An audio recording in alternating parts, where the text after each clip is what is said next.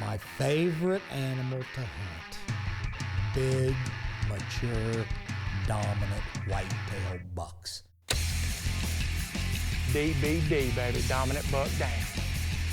Bow hunting is super exciting, just up close and personal. Everything's got to be just right.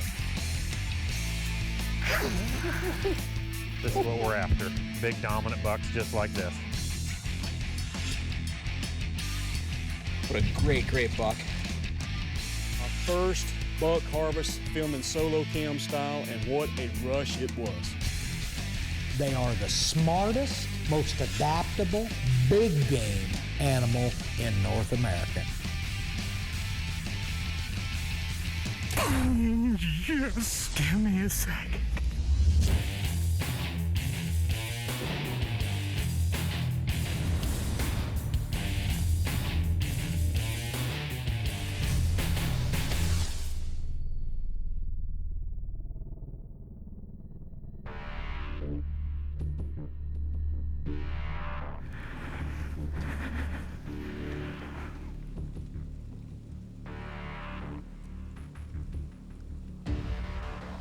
When you have that big dominant buck in front of you in shooting range and you're getting ready to take the shot, that is the most stressful time for all of us, for me or anybody else. I don't care how many big bucks I'm blessed to shoot, I still get wound up so tight. And when the moment of truth comes, it's hard. It's very hard because your pulse, your heart rate is way above where it normally is, and your body functions are moving so much faster. You draw your bow, you have a tendency to hit that release or release that string way faster than you should.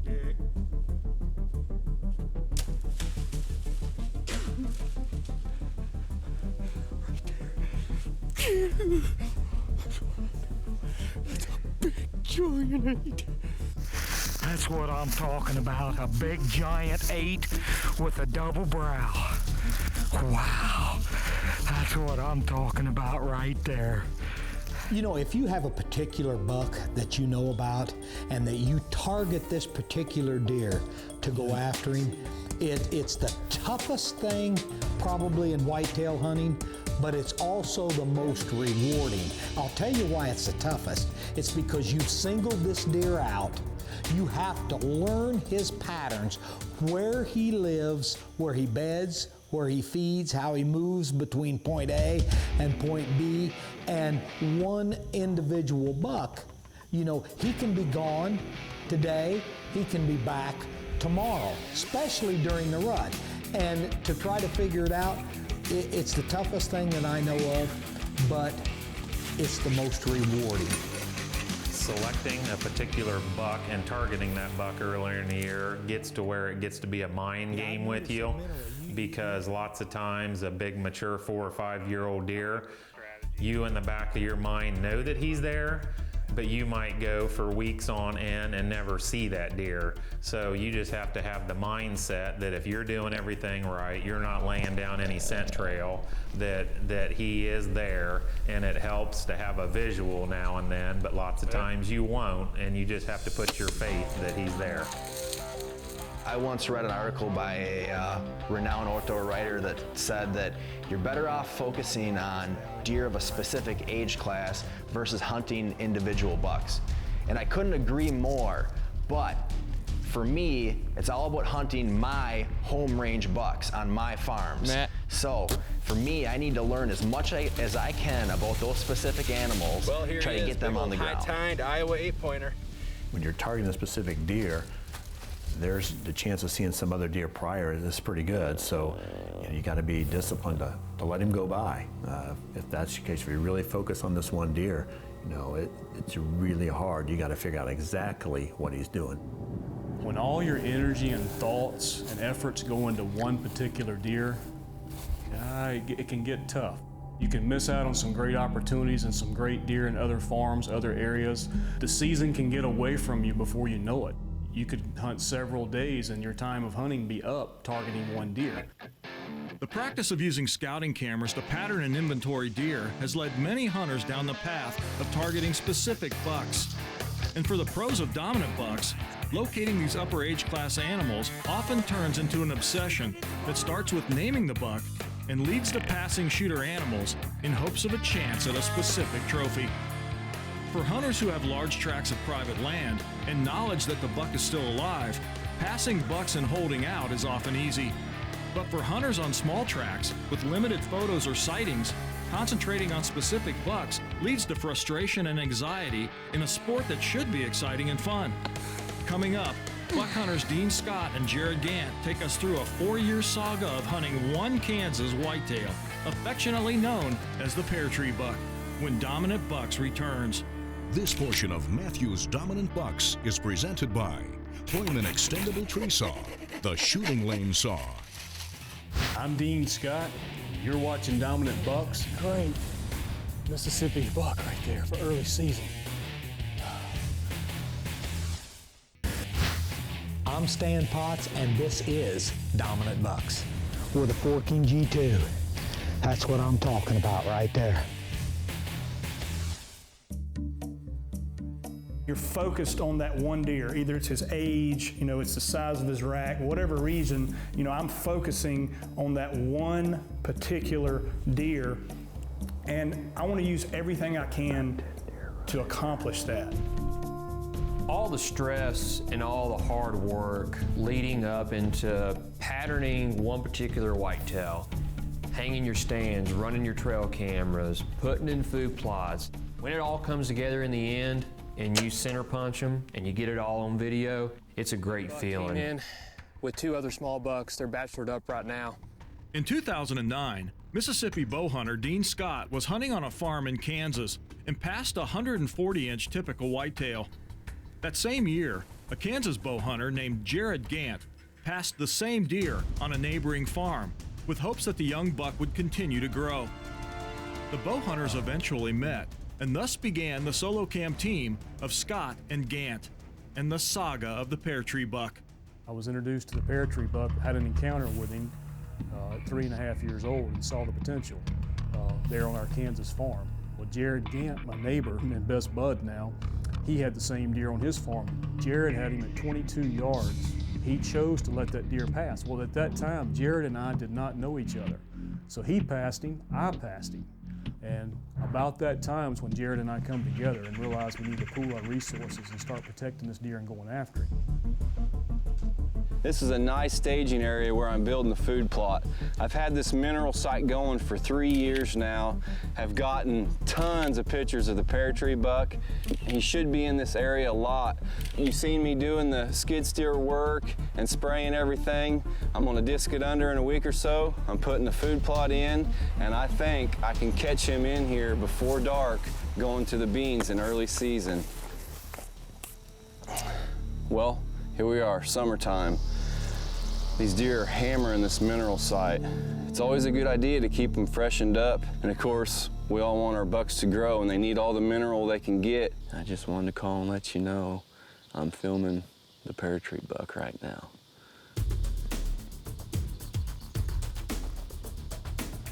What makes this deer special? I've killed several deer, but this deer, knowing he's there, knowing we have the documentation, knowing we have the history, knowing all the pieces of the puzzle that we have, and being able to see him in daylight hours, it just gets into your soul, it gets into your blood, knowing that a trophy deer, and this is what you live your whole life for.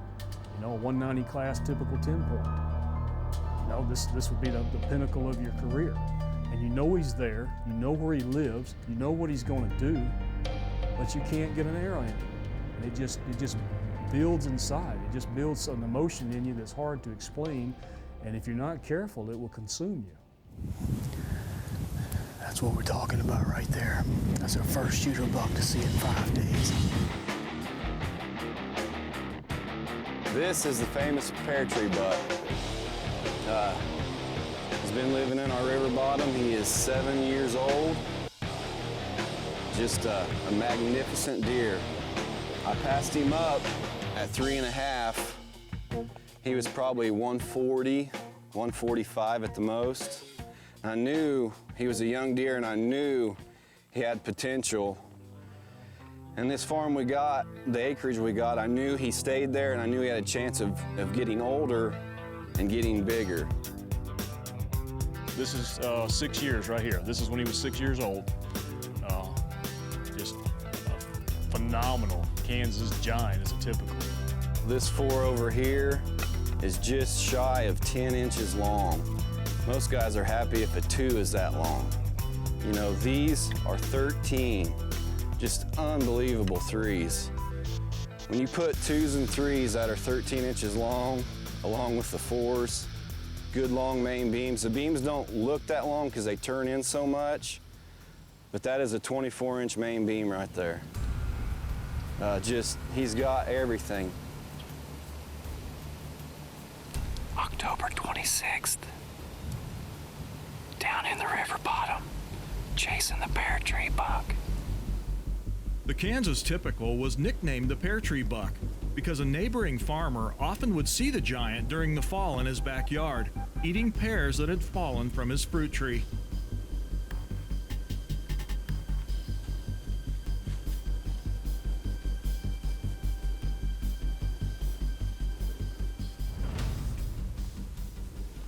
With my job, I spend hours and hours out here in the country delivering propane and bulk fuel. To me, it's a big advantage to spend all day out on these country roads looking at the countryside, glassing deer. I even take my binocs with me. So if I see some deer from a distance, I glass them. If I find a good deer, I go right into my office, I make phone calls, I figure out who owns the property, and a lot of times, that's what leads me to my next big deer. Here he comes. There he is again, here he comes. Coming up, there's more big buck bow hunting when Matthews Dominant Bucks returns. This portion of Matthews Dominant Bucks is presented by Polaris, hardest working, smoothest riding. This Dominant Bucks flashback is presented by Scout Look Weather's free mobile phone apps, enabling you to hunt smart. Watch as Mississippi buck hunter Dean Scott goes full draw on this great Kansas buck. One of the greatest tools probably in selecting stand sites is the history of that farm. The more you hunt a farm, the more you know the deer's patterns, the more you know what they like to do, where they want to be, which puts you in a place to get a shot.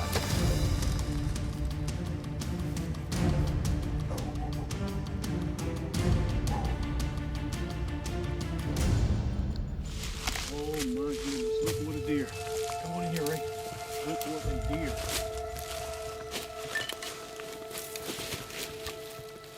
Oh, look at that. Look at the mass. Oh my goodness. Whew, thank you, Lord. When you go to all the work, thinking about it day after day, getting the aerial photos, trying to pinpoint where you think he's going to be and when he's going to be there, and then putting your tree stands up accordingly. And then when it all comes together, here he comes, there he is, and you taking a buck that you targeted, an individual big mature whitetail, and you're standing over him. There is no better thrill in hunting than that.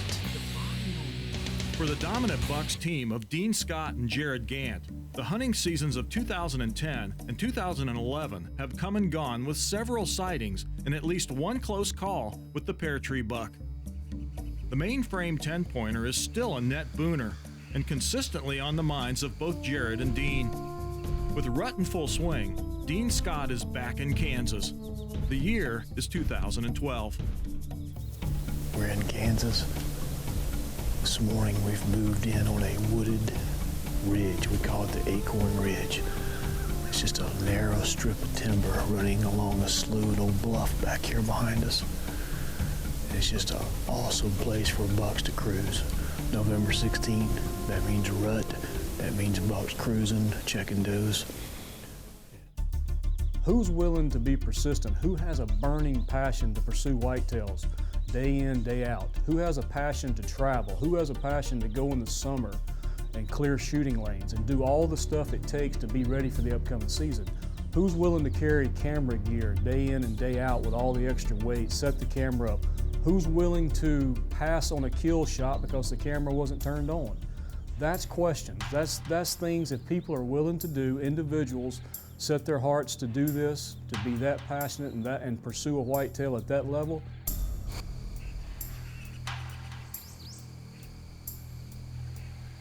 There he is again. Here he comes.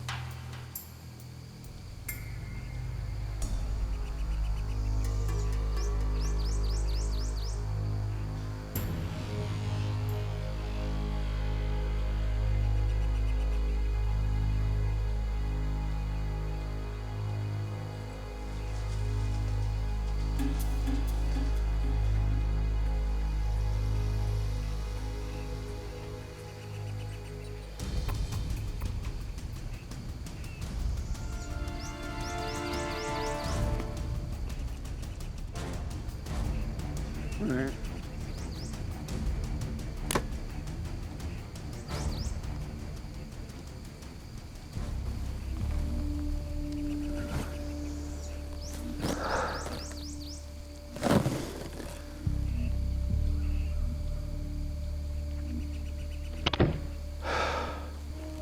I don't know what to say.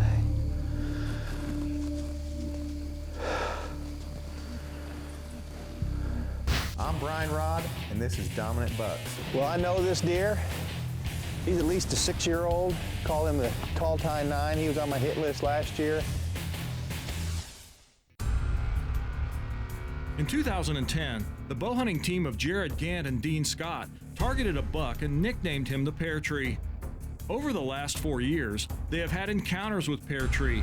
They've had mega bucks in which they've passed, missed shots, missed opportunities, and lots of frustration. It's late November 2013, and Jared's turn to hunt. With an uncommon east wind, Gant has a ground blind setup that's perfect, but has little hope of seeing Pear Tree. Both Dean and Jared won't give up, yet as dominant buck staff hunters, they know that they need to arrow a mature buck soon, Pear Tree or not. It's late November. Bow strut's kicking in. Bucks are bacheloring back up. I'm just hoping a good quality mature deer will come in and give me a good shot. What excites me about bow hunting is getting up close and personal with these animals. There's nothing like hearing them breathe, seeing them blink their eyes. It's an awesome feeling getting that close. And then to top that off, when you start hunting these big dominant bucks with a bow, it's the greatest challenge you could ever have. There's guys that spend 20 and 30 years trying to shoot a Pope and Young. So as far as I'm concerned, it's one of the top challenges we can do as hunters. And when it all comes together, it's the greatest thing in the world.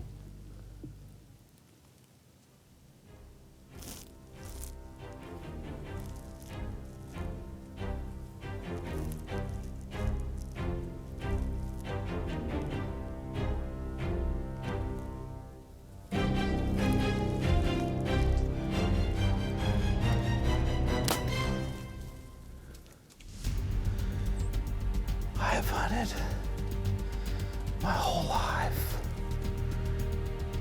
to try to shoot a deer like that.